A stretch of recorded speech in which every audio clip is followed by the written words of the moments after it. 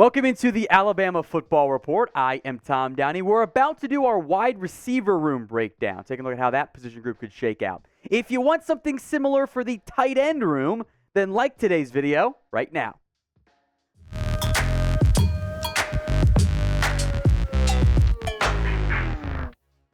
We are taking a look at the wide receiver room for the Alabama Crimson Tide. Some of the losses, the additions, who's back, how it could shape out after, frankly, last year's group didn't live up to the expectations, to the hype, to the needs of the team. Now, it'll be a much different offense this year. It'll be more, I think, run heavy. But there are some notable losses for this Crimson Tide program. 5 players have transferred out, all of them going to major programs. Trayshawn Holden goes to Oregon. JoJo Early goes to TCU. Christian Leary, the former touted recruit, goes to Georgia Tech. Last year's transfer, Tyler Harrell, former Louisville, now going to Miami. And Aaron Anderson going to LSU. It's not the biggest losses. Despite all 5 guys going to major college programs, Holden is the biggest loss of the group. 25 catches, 331 yards. Did have a nose for the end zone. I think that was a Bryce Young stat more than anything. JoJo's gone, 12 catches, 155 yards. I was excited this time last year about Tyler Harrell. He is one of the fastest players in all of college football. Unfortunately, you can't just be fast, and you only caught 2 passes for 18 yards. Did not remotely live up to the expectations. Frankly, neither did Georgia transfer Jermaine Burton, who is the top returner at wide receiver based on the snap counts, as you can see on screen here. Ja'Cory Brooks kind of got things going a little bit down the stretch. Isaiah Bond, Kobe Prentice, and Kendrick Law also played somewhat sizable roles for Alabama. Maybe it is a coaching issue, the fact that the Alabama receiving corps has not lived up to expectations, at least last year, despite a bunch of different pieces and some highly touted recruits. And they have more highly touted recruits coming in this year. There is 5-star wide receiver Jalen Hale, but much of the buzz, even dating back to bowl game practices, has been around number 1 JUCO recruit Malik Benson, who got a lot of buzz in the spring, showed out in the spring game, and the hope is that Benson can be the breakout candidate, the instant impact player this Crimson Tide team seems to need at wide receiver. There's also 2 other 4-stars, Jaron Hamilton, Cole Adams, who probably won't contribute that much early on. Now, there are some other players to talk about here, some recent recruits who could make a bigger impact this year.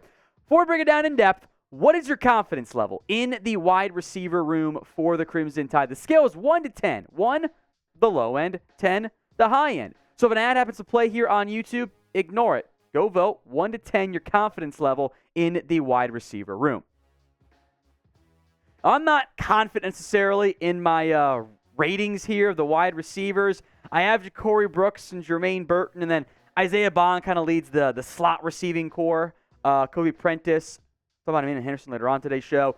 I would not be surprised, and we'll go more in depth on him in a little bit, if Malik Benson ends up emerging maybe over Jermaine Burton somewhat early in the season. The one veteran, upperclassman, or I guess non-newcomer, let's put it that way, I think will make a big impact is Ja'Cory Brooks. He had 39 catches last year. The one thing he needs to work on, the drops. He offered some big plays. He kind of emerged later on as the season got going. I think you can count on him being one starter, even if he's not necessarily in the same tier as of that recent Bama receiver run, Devonta Smith, Waddle, etc. Maybe not quite that caliber of player. Jameis Williams as well.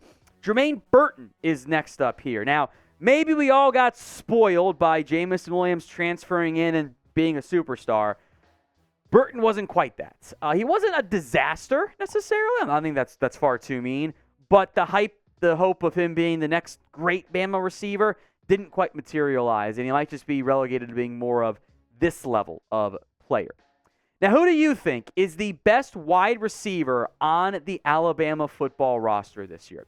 Maybe you think it will end up being at the end of the season to give you a chance to vote for maybe a Malik Benson, who we will talk about here momentarily, I promise you, the buzz around him. But first, Alabama jerseys are still on sale, 25% off. When you head over to chatsports.com/Alabama jersey, you can get the crimson, the white, customize it for your name, a player's name, a friend's name, whatever, or you can get some historic jerseys. Bryce Young, for example. They got Derrick Henry ones and a whole lot more. So go get your jersey today.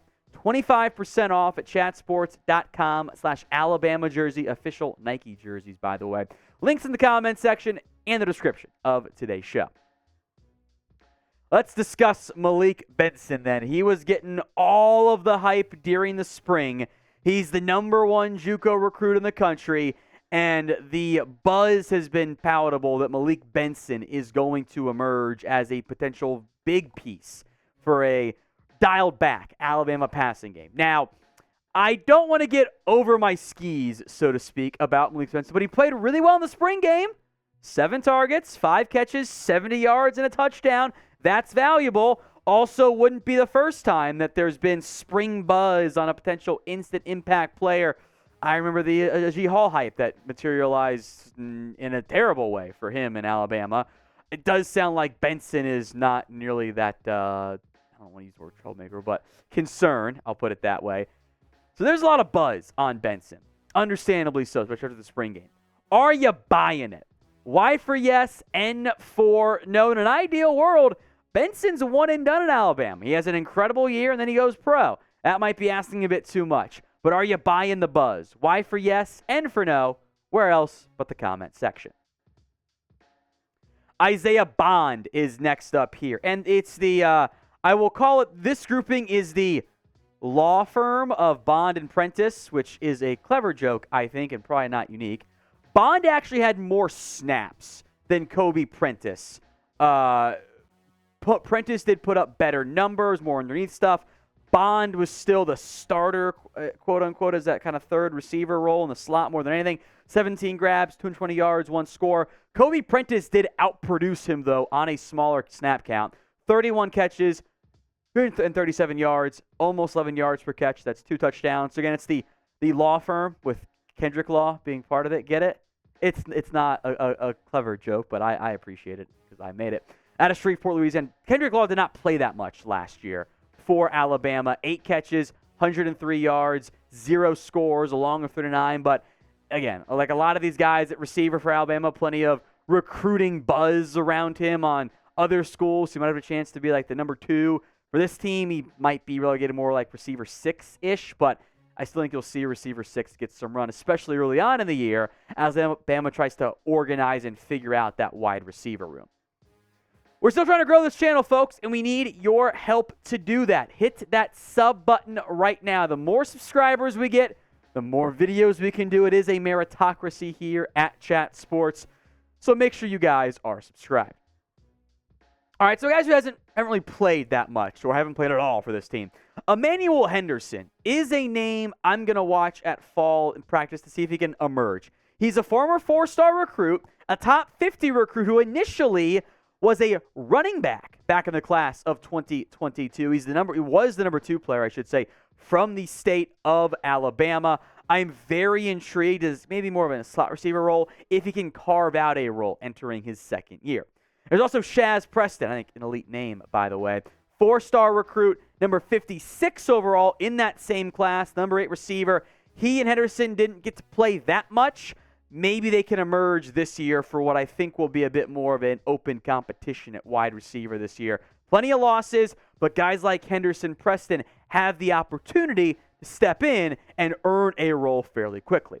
Then the only recruit we'll talk about this year of the freshmen, Benson to JUCO, of course, is Jalen Hale. I wouldn't anticipate the other additions, Jaron Hamilton, Cole Adams, making much of an impact. They're probably redshirt guys potentially. But maybe Hale can be more than that. He's a top 40 recruit, a 5-star, by the way, in this year's cycle, 2023. Number 6 receiver, number 7 out of Texas. He might need a year to kind of acclimate to college, like I think a lot more kids realize than what we need because it's Alabama. But keep an eye on him potentially emerging if the receiver room remains as muddled as it appears to be right now.